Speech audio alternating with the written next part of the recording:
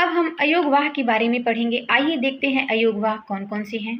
अयोगवाह अंग और अह, ये अयोगवाह की श्रेणी में आते हैं। अंग और अ को हम अयोगवाह कहते हैं। स्वतंत्र गति होने के कारण नहीं होती, इसमें स्वतंत्र गति नहीं होती है। स्वतंत्र गति न होने के कारण इन्हें स्वर नहीं माना जाता है। ये स्वर के साथ प्रयोग होते हैं। अंग अह देखिए स्वर के साथ ही लिखा रहता है, इसलिए ये व्यंजन भी नहीं माना जाता है। इसलिए क्या होता है, स्वरों के साथ प्रयुक्त होने के कारण ये स्वतंत्र व्यंजन भी नहीं है।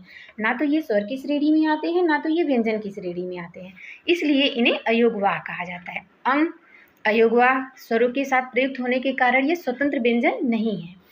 अंग अह देखिए, अंग को अनुस्वार बोला जाता है, अह को विसर्ग बोला जाता है। ये जो अ के पीछे दो बिंदी लगी हुई है, इसे ही हम विसर्ग बोलते हैं। विसर्ग को हम ह के रूप में भी उच्चारित करते हैं, जैसे प्रातः। आइए इसके उदाहरण देखें। इन्हें स्वरों की मात्रा की तरह ही प्रयोग किया जाता है, पर इनका प्रयोग हमेशा स्वर की मात्रा की तरह ही किया जाता है, जैसे अंग, कंधा, संत, पंजा आदि। अह अब देखिए, अह में जो पीछे हमने विसर्ग लगाया हुआ है, ये ह बोला जाएगा। प्रातः ह आया, अतः ह आया, ऐसे बहुत सारे वर्ड आपको मिलेंगे। अनुस्वार, अब हम पढ़ेंगे अनुस्वार। अनुस्वार इसे चंद्र अनुस्वार चंद्र बिंदु होता है।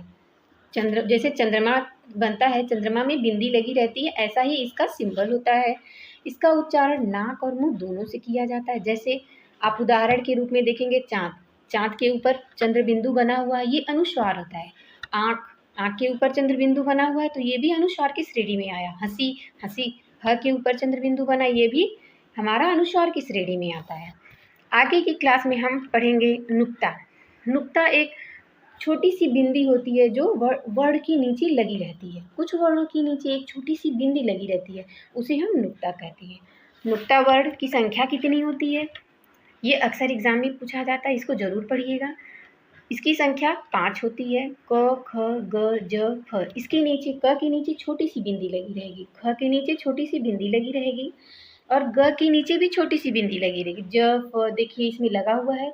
ये अरबी फारसी के शब्दों में प्रयोग किए जाते हैं। प्रायः इनका सबसे ज़्यादा प्रयोग आप देखेंगे तो अरबी फारसी शब्दों में भी किया जाता है। अगर एग्ज़ाम में पूछ दिया ऐसे क ख ग कुछ भी लिखा रहे और पूछ देगा कि अरबी फारसी शब्द कौन से हैं, तो जिस वर्ण के नीचे बिंदी लगी रहेगी हम उसी को नुक्तायुक्त वर्ण मानेंगे।